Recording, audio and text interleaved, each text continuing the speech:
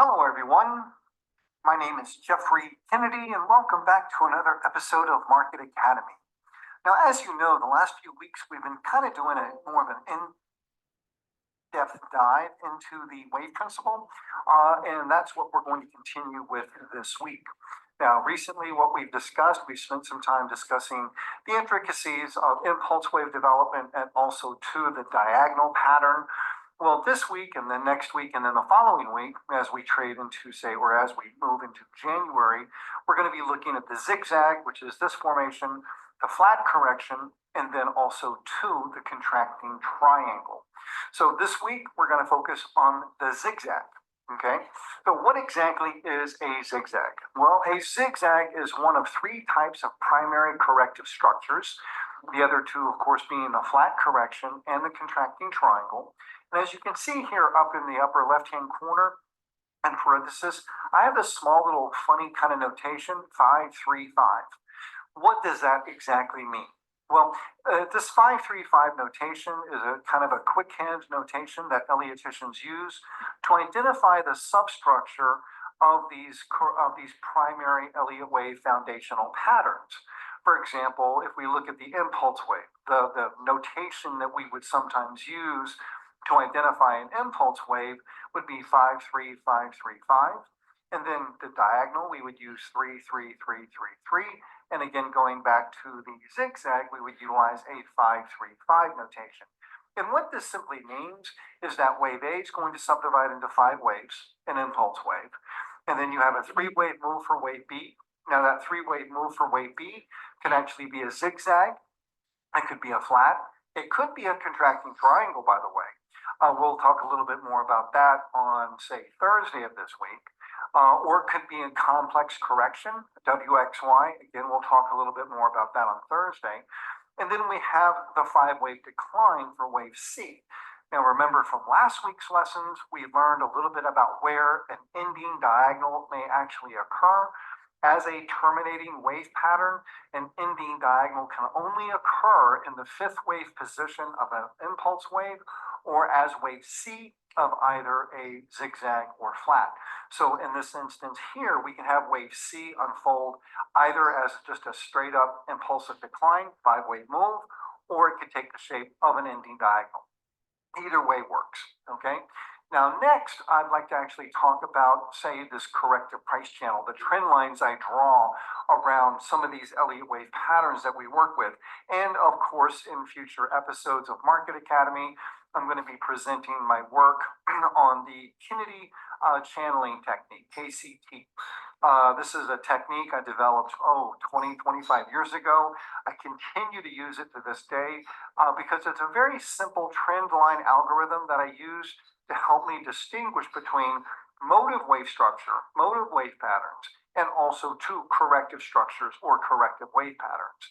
Now, the whole cornerstone idea behind the Kennedy channeling technique is that counter trend price action tends to be contained by parallel lines. And I call that channel a corrective price channel.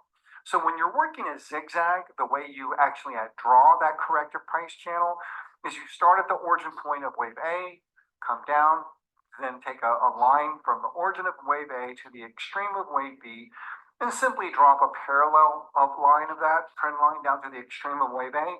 And what that does is it highlights support for the extreme of wave C. And as long as this movement down is contained by parallel lines, odds are it's going to be a counter trend move and that it will indeed be more than fully retraced. Now, I have observed on occasion, sometimes instead of a bottom line reversal, which is the diagram to the left, what you'll sometimes encounter is a center line reversal. So I like to put that center line in my corrective price channel because sometimes we actually terminate, again, at or near that center line. Now, another, say, nuance that's kind of not in the book, the Elliott Wave Principle book written by A.J. Frost and Robert Prechter.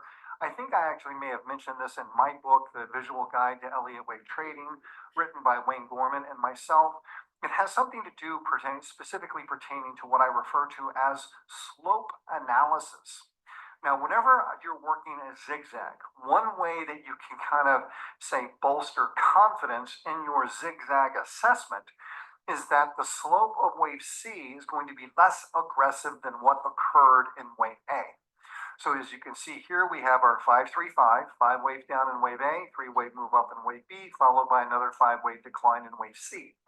So what I like to look for is whenever I'm working a zigzag, or what I believe to be a zigzag, of course I want the 5 wave decline to unfold for wave A, and then the 3 wave counter trend move. And then for the wave C decline, of course, we're going to be looking for a 5 wave move down, but we want the slope, the angle of descent of wave C to be less aggressive than what occurred in wave A. And the reason you want that is because if you have a more aggressive decline in wave C, something like this, well, now that decline is beginning to take on third wave or wave 3 characteristics, where if you see something slow and shallow like this is typically what we would want to see in an idealized version, or say as far as the substructure here. Well, that about does it for, say, just my little line diagrams on zigzags. We're going to be looking at some real zigzags in just a moment, but I just want you to know that in tomorrow's episode, Wednesday's episode, we're going to be looking at some of the Fibonacci relationships I tend to encounter within this specific pattern. And then Thursday, we're going to be looking at some variations to the zigzag. Predominantly would be starting with, say, the double zigzag and looking at some variations of the double zigzag. And then that's a good segue into the discussion on complex corrective structures. So now let's move on and take a look at some examples of these corrective wave patterns. And we're going to start with some price charts of Apple, because I like Apple, everybody loves Apple, but I found some examples of zigzag patterns in the price chart of Apple. Like, for example, we can go back to, say, the 2020 timeframe here. Actually, the sell-off that began back in February of 2020 to the downside. Well, notice what you have here. You essentially have down, up, and then down. And then notice, too, the bulk of the pattern was, again, contained by parallel lines. Now, yes, you did see some throw over or throw under in this instance below the lower boundary line of the corrective price channel. But one trick that you can actually do to your price charts to look at the validity of the throw over here, or in this case, again, the throw under, is just pop the chart to a close only price chart. And you can see right on a close only basis, we came down right to that level, right to that trend line, and then reversed, which is pretty much exactly what you want to see here. So this is a good, again, example of a zigzag in a real market, real time, okay? Now, the reason I think that's significant is because I remember when I first started to learn the wave principle, and I just, studied the book, The Wave Principle. Anytime I talk about the book, and I'm using air quotes, I'm referring to the wave principle written by A.J. Frost and Robert Prechter. In my opinion, there's no other treatise, no other better treatise or book or reference material on the wave principle than the work that Robert Prechter has done. But in that book, I remember the first few chapters, chapters 1, 2, and I think maybe even into chapter 3, he uses a lot of line diagrams to explain exactly what these patterns are: impulse waves, diagonals, zigzags, flats, triangles, combinations, and so on. And it's those diagrams which I think are absolutely brilliant, because what they do is they, again, represent the 5 foundational patterns of the wave principle, but they also, too, show you the idealized version of those actual patterns. Now, when I first started learning about the wave principle, I had no problem working with line diagrams, but when I started to transition from line diagrams to a real life price chart, an open, high, low, close price chart of a real market, trading real time, I kind of got a little bit confused and a little bit lost, and it took me a while to kind of, transition that experience from a line diagram to a real-time price chart. So whenever I'm showing examples of the line diagrams or discussing a specific pattern, I also like to combine that with a real life example. This is what a zigzag looks like in the real world, not just in an academic environment. And pretty much that's a good way to kind of view the line diagrams that I show or offer. That's kind of what you would see in a classroom under, say, in a controlled environment. When you get into the real world, the real markets, where real money is changing hands, sometimes these patterns can be a little bit more challenging to actually identify. Now, this example here is actually that of a double zigzag. Now, we're going to be discussing the double zigzag again on Thursday, but all a double zigzag is, it's two zigzags, a 5-3-5 pattern, 5-3-5, ABC, and then it's joined together by an X wave, okay? And then you have another ABC. Now, what is interesting here is, again, I think it's kind of a cool structure, cool formation, because it touches on what we discussed last week as far as a leading diagonal.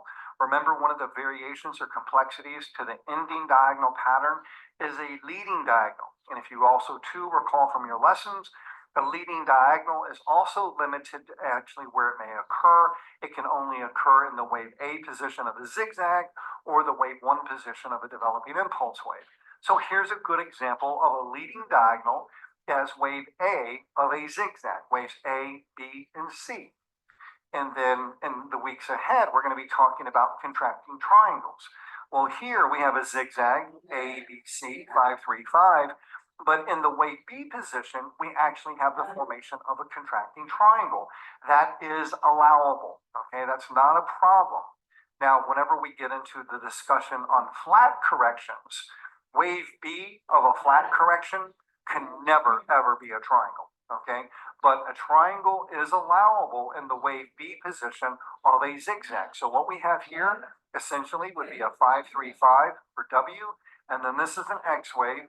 And this is interesting too, and again, we'll be discussing this in a little bit more depth Thursday, but whenever you have a double zigzag, WXY, ABC for W, and then the X wave, I've noticed that wave X tends to end at or near the extreme of wave B of the initial ABC decline that represents W. And that's pretty much what we actually saw here back in August of 2022. And then we have the A triangle BC down into the low. So this is a really good example of a double zigzag. Now here's kind of another fun pattern. Now we're looking at a 120-minute price chart of Apple. And we're just looking at some short-term price action that occurred, say, in July, August, into September and October. And this is the sell-off here that began back in, what was that, July, ending in October, November here, October. But we have a zigzag. Now, this is kind of an interesting zigzag, or it's a complex zigzag, because what you have from the high is you have your 5-wave move down for wave A, then you have your wave B ending over here at this extreme, and then that's followed by another 5-wave decline. Okay, now we're going to be discussing Fibonacci proportion in tomorrow's lesson. So in this case here, what's interesting or exciting to me, because I'm kind of a geek and a nerd when it comes to technical analysis, is whenever you're working a zigzag, the most common relationship we tend to encounter between wave C and wave A of a zigzag is equality.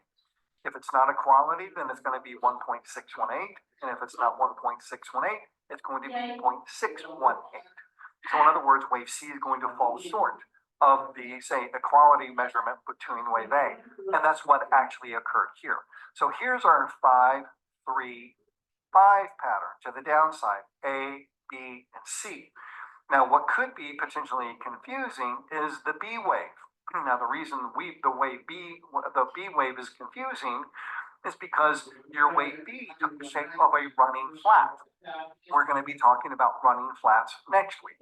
A running flat is a 3-3-5 pattern where wave C is unable to terminate beyond the wave A extreme. So here's our 3-wave move up for wave A, 3-wave decline for wave B, and then a 5-wave move up. So these waves here, the red wave A and the red wave B, those are also zigzags, 5-3-5 formations. And the reason I like this price chart is because there's no better example I can point to talk about that speaks directly to the fractal nature of the wave principle. These patterns that we work with, those 5 foundational formations, the impulse wave, the diagonal, the zigzag, the flat, and the triangle, they actually build larger and smaller versions of themselves. So this is a really good example of just that idea in action. Now, lastly, what I would like to do is I'd like to kind of do a follow-up on Coinbase Global. We were talking about Coinbase Global back in November. We were somewhere right around, somewhere between 100 and 110. And I had two different wave counts that I was working in Coinbase. This was the operative wave count, and as you can see, the focus was for further rally to the upside, targeting 179.65, and that's because that's where blue wave 3 would equal a 1.618 multiple of blue wave 2. But I didn't want to get everybody, say, overly excited about the upside in Coinbase, so I also offered an alternate wave count. And the alternate wave count still called for higher prices up from that, say, 100, 110 handle, primarily up in this A, B, C advance. We still would have pushed higher to 150, 160. But for this idea to be valid, we needed to keep price action contained within the parallel lines exhibited in the advance that began back in December of 2022. And as you can see, that did not occur. So the odds of this being some type of corrective rally or complex correction is actually quite low. So to go back and update our original idea that the advance in Coinbase was a wave 3 of 3 rally, I wanted to just simply offer some new updated objectives here. So since we've already achieved the initial target of 179.65, the next numbers basically on the docket moving forward would be 206.42. That's where blue wave 3 would equal a 2.0 multiple of its corresponding wave 1, or potentially as high as 248.44. That's where blue wave 3 would equal a 2.618 multiple of its corresponding wave 1. Now remember, whenever we're working this 1-2-1-2 sequence, this is the kind of situation or instance where I certainly would be looking for something beyond a 1.618 multiple, because typically if you're just working a single impulse wave, waves 1, 2, 3, 4, and 5, wave 3 will equal a 1.618 multiple of wave 1 at a minimum. Whenever you start building 1-2-1-2s on top, also 2, notice this is my favorite chart pattern trade setup, the double failure swing low. But whenever you're working a multiple or a series of 1s and 2s, then those higher Fibonacci objectives of 2.0 and 2.618 really deserve to be brought into the discussion. So simply put, everything that we're looking for in coin has transpired quite nicely since November. And as we trade into, say, February, March, I will be looking for additional rally, at least up to a little bit above 200, if not all the way up to 250, before our next significant pause in Coinbase. Well, that's about it for me for today. I'll see you tomorrow. And remember, tomorrow we'll be discussing Fibonacci within the zigzag pattern.